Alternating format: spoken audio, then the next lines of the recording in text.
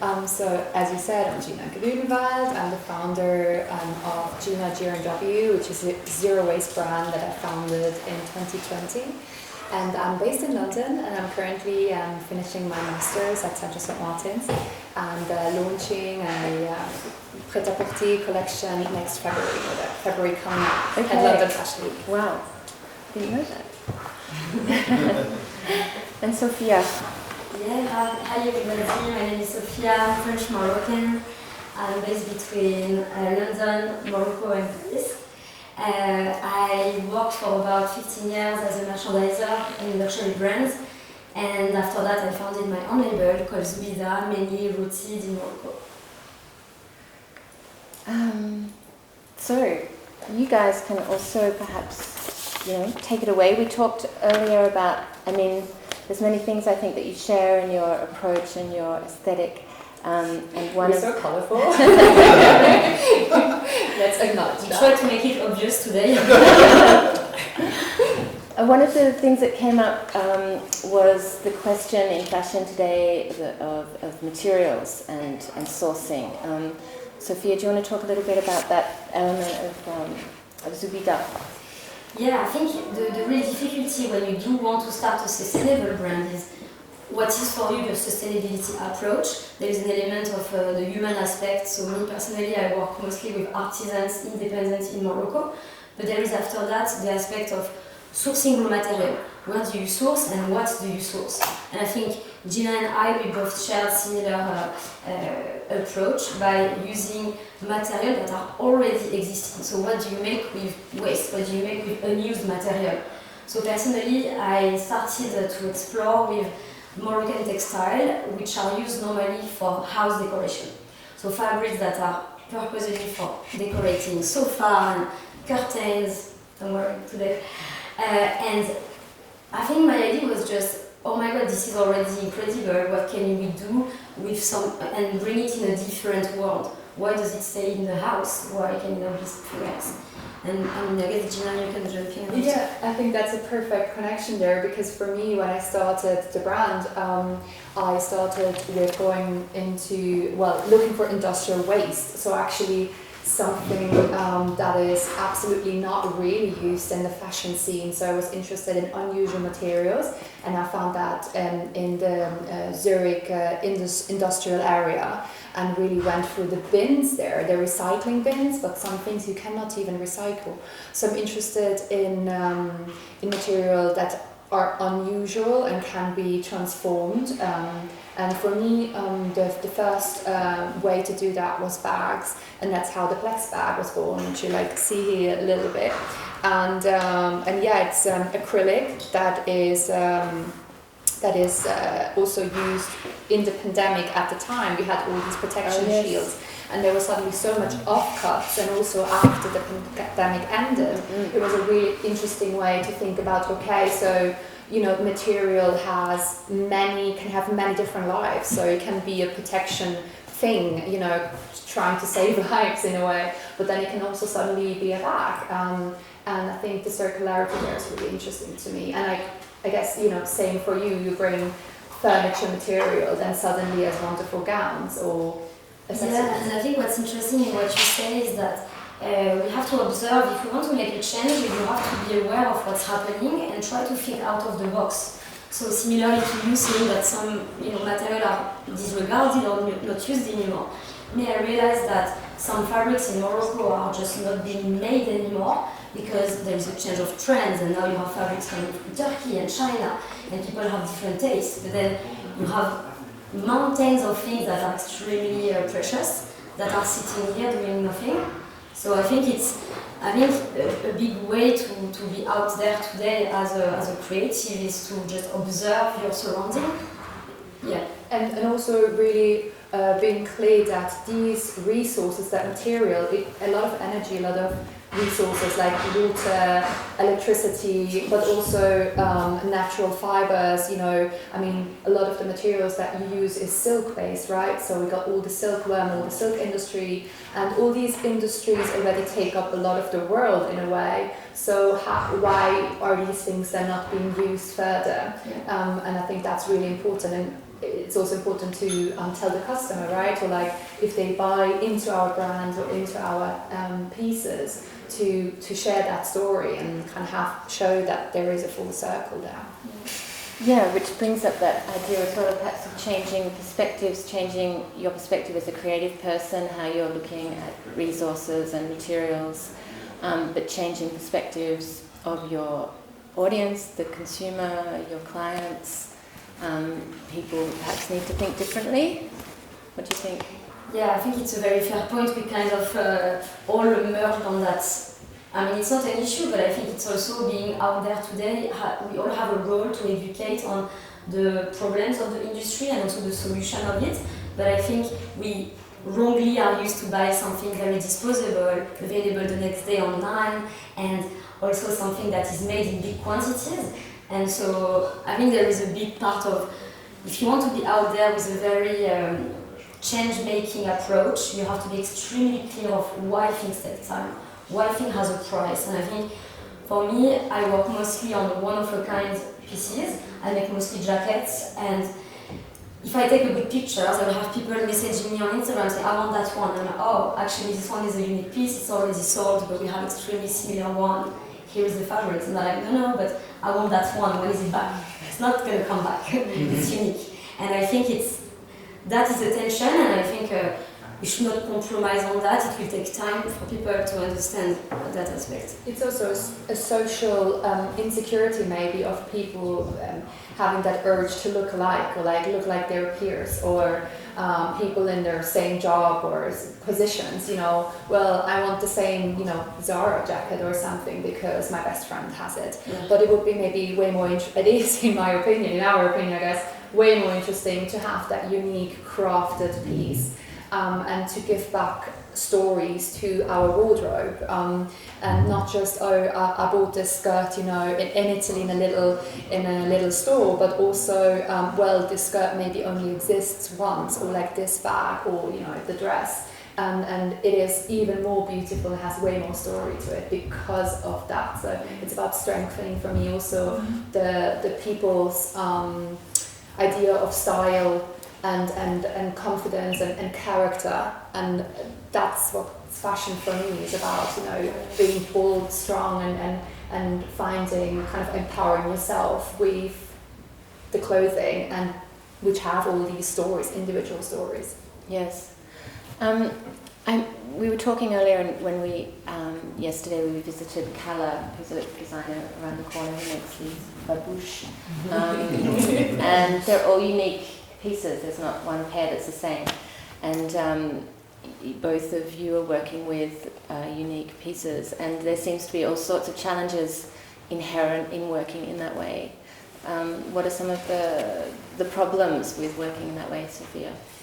Yeah, I think it's an expression I like to use because I have a very playful approach also to my work, and it's like, imagine when you're a kid and you play with toys and you try to make a hole fit in a square.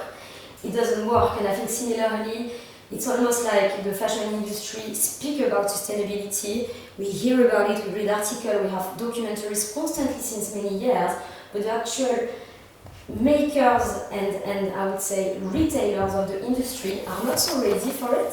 So I had many discussions with wholesale partners, and they want quantities. They say, oh, we love that, but can we have minimum 5, or can we have the spectrum of 5 sizes, or can we have seasonality to it, and can we have drops every month? And it's almost like, I don't want that. I mean, I know I could do that, but also I almost refuse to compromise the foundation of my business to fit the industry. And actually, I think the industry is in a shift, if we go back to Maison Shift, because I think what used to sell before doesn't sell anymore. You have many big brands that are going bankruptcy, you see waves of people being fired in fashion because it's not selling as it used to be, so change is needed. So change is happening maybe? It's happening maybe, yeah. But we have to be patient and I think stick to what we want. With what we believe in. Yeah, absolutely. No, I totally agree. Easy challenges to understand is that if you have a one-off bag that you made in-house or in Morocco with the artisans, you have to take pictures of all these individual items to put on your online store or to communicate that. I mean, that's just way more resources in terms of money that you have to, pay for more pictures, and it's a constant struggle to get those images up. It's a lot of admin work, and we are, small studios. I mean, your brand has one-woman business. and we're also, depending on your vision, we're definitely trying to grow our businesses, but in an organic way, and to meet our future visions and where we want to go. But it is definitely a struggle, economically as well. How are you planning to? So, when you launch your business, how are you launching it? Your brand? So kind of, I'm in this transition mode, kind of going through education and like kind of founding this brand, Gina Grünwald, during my BA and doing all these things, and I can really see and acknowledge that I have a kind of, with the Gina Grünwald brand launching next year with like the first collection, it's almost like a story, coming of age story, and I really want to celebrate that as creatives. I mean, it would be interesting to know for me as well about kind of, the process. We have so many different stages and things that interest us, and it's a constant learning process. So for me, I'm really happy and lucky that I can use the environment of my university to launch that first drop, and I definitely want to give production, or the idea of production, a go, just because I think I had some lovely mentoring with Maison Shift this week, and it shifted my way of seeing the opportunities with production. So if we're not going like millions of pieces, which we're not, but that it's not just a negative thing, it can actually be a positive thing to work with. Well, you have your lovely artisans in Morocco, but I will be looking for European production sites and kind of pushing my idea, my product to a really working everyday object for like strong women that are like in the city running around, but also running up a mountain, maybe in Switzerland, and I think for that I really need a really thought through, well produced product. Yes. So it can be really good and positive to work that way. So I think I want to give it a try. I know it's super hot, but I think it might be nice, and then I can really grow and spread the brand and the awareness, and I hope it would help me grow my idea, my vision. And I think you really should, and also I think there is no shame on starting very small. It's interesting because me, I'm not a creative, I'm more like a strategist. I was doing collection planning for brands before, and almost when I started too big, I did too many things. I did accessories, jackets, shoes, and then actually now I think I realized after a few years that people, they come to me for jackets. And that's my signature, and I think sometimes it's better to do small, so less risk from a production standpoint, material purchase, and be extremely good at that, rather than wanting to do the full look. And I think sometimes in fashion schools or like in our big jobs, you have to do full look, but actually no. I mean, those shoes. She started with a mono product; it goes with everything. So I think it's more, what's your focus, what's your story, and just like a hero product. And we see it with like young brands who are maybe really well known for their shoes. I mean, accessories are really something cool to sell, and it's like something that keeps brands alive. We can talk about LVMH brides, luxury brands, houses that survive off accessories. So it's a really important thing. And I will really take that close to heart, to really not trying to go crazy, because it will water down the message as well.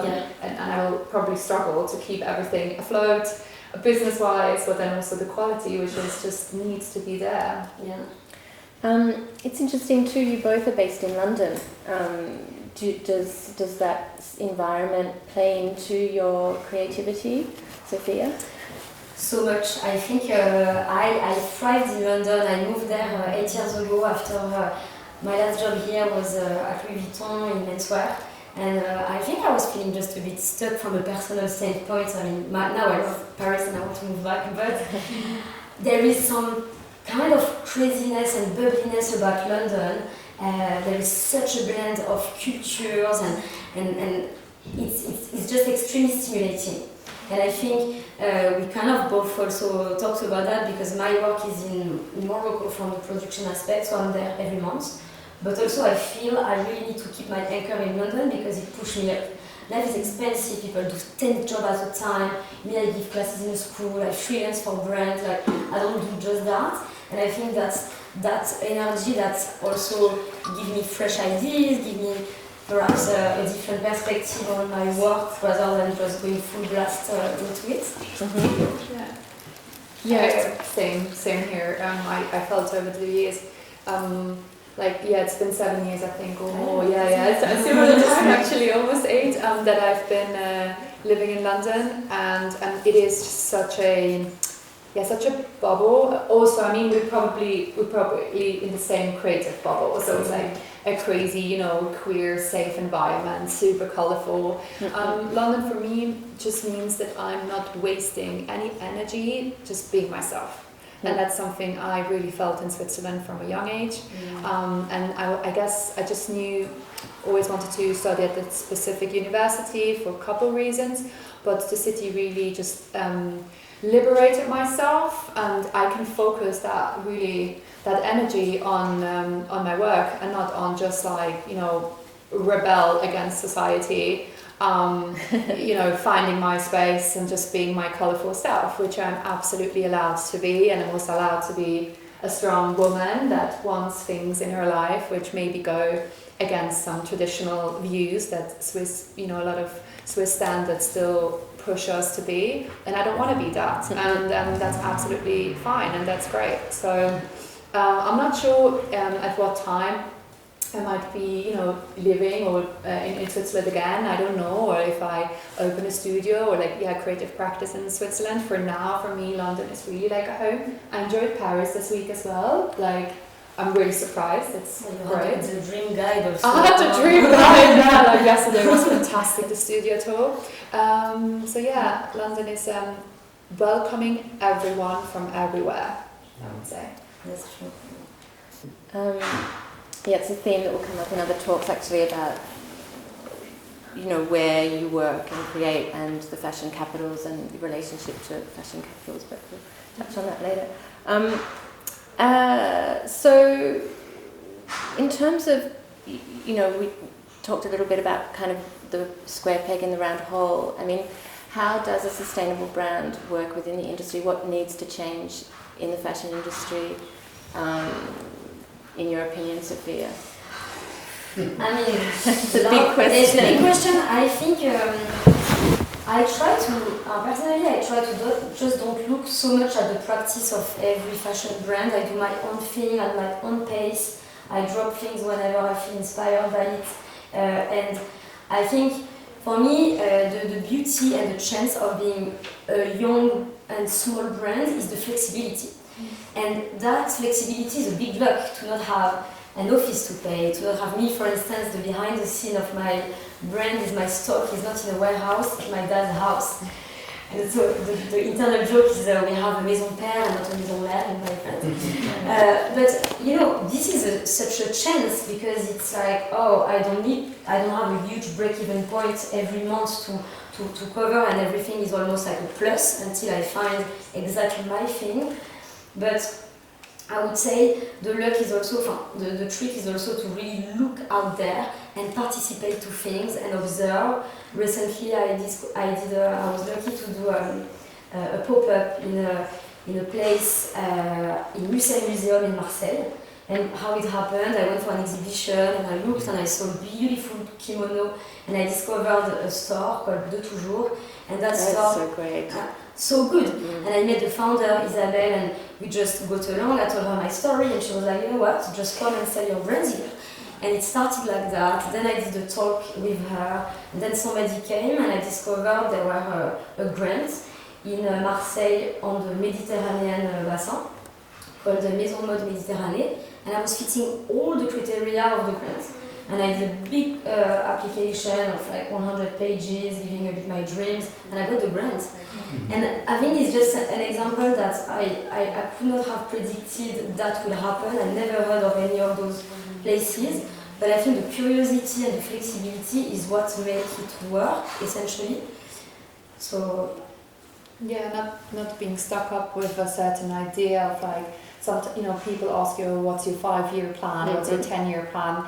Well, maybe sometimes it's just better to not, have your goals, your dreams, and follow them. Like, don't give up, but like, don't be too stuck with what needs to happen in like the next year, like how many showrooms, how many this, how many that. Like, you might really not need all of that, and it's a beautiful time to be. It's really hard time to be a brand for sure, but it's also really lovely because Instagram and all these places connect us in a wonderful way. But also, as someone said, the worst thing that you can do is just being stuck in your studio and just kind of work all day and just like do your knitting or whatnot and not going outside, not meeting people. So that's something I try to reincorporate into my practice now as well, because university and CSM can be really stressful, really, a lot of pressure, and then you're constantly like with yourself and with your projects. But I'm here because I found Maison Shift and was like, you know what, let's just apply, let's see, and now I was lucky enough to be a winner and to be here and get all these wonderful opportunities and these new connection points. So let's not forget the human to human interaction as well. And it's just, in the end, I think it's so much better than online, but online is helping us to connect globally. Thank you, that's very well said. So before we finish, is there any questions from the audience? Anyone may ask? Sophia, do you have something? Tati, I'm sure you have a question.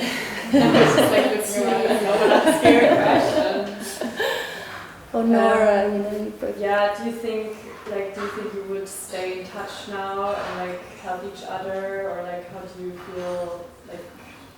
So much. I think it's we're quite lucky to also live close, but I think there is a lot in common that also we can share and we can brainstorm. And I'm showing in an art exhibition in October, and I think you will definitely be here. I will be coming. So no, I think it's back to the human aspect that we just raised. It's all about network in life, and it's just about, I think, what is good with online and Instagram is that without budgets you can be out there, and people can notify your work. But also what I really insist on, it's, I think my brand in the beginning when I started, it was tiny. I was hoping to get 100 followers, and my friends and network helped me to be out. They shared, they wore my things, they commented, and I think we do have to support each other in this hard world, Even more as women. I think that's super important going forward, that women just really start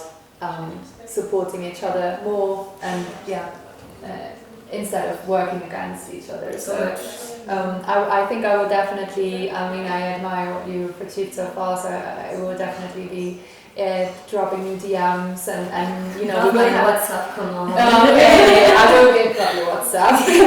Meet up in London.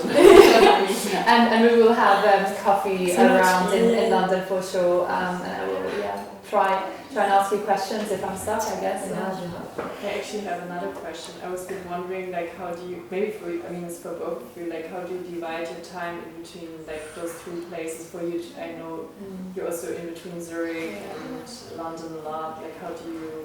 Well, it's a good question. My life is a real chaos. Because I think it's back to what we were saying. You have your plan, I'm going to do that and that the next 6 months, and then an opportunity comes and it swipes away everything. And you cannot say no because you have to be a doer, And I think the difficulty is that if you choose that path, you have to embrace a sort of like no routine. But then the downside is, personally, I work all the time.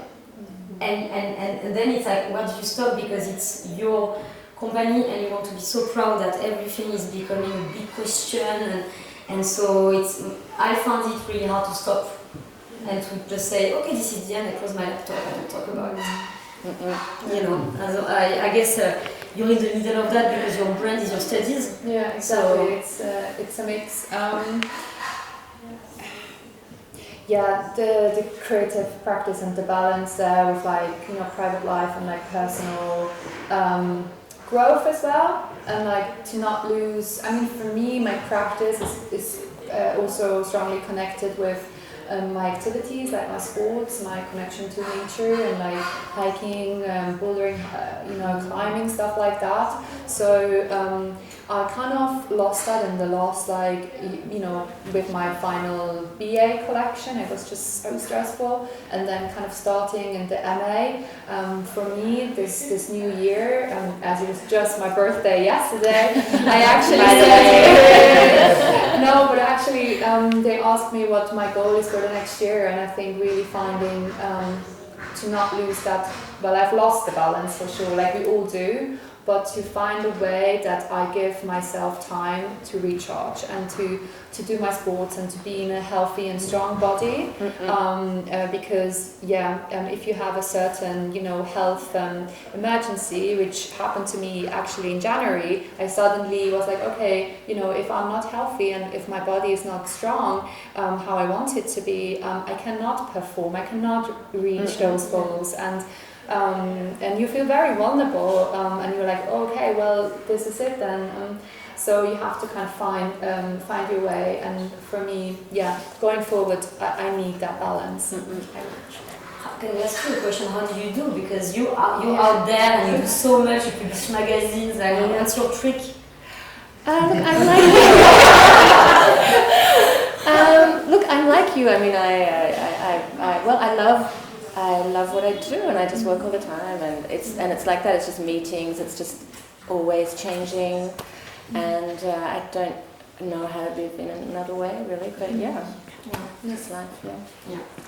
Voilà. Ben merci tout le monde. I think that's it. Thank you. Thank you.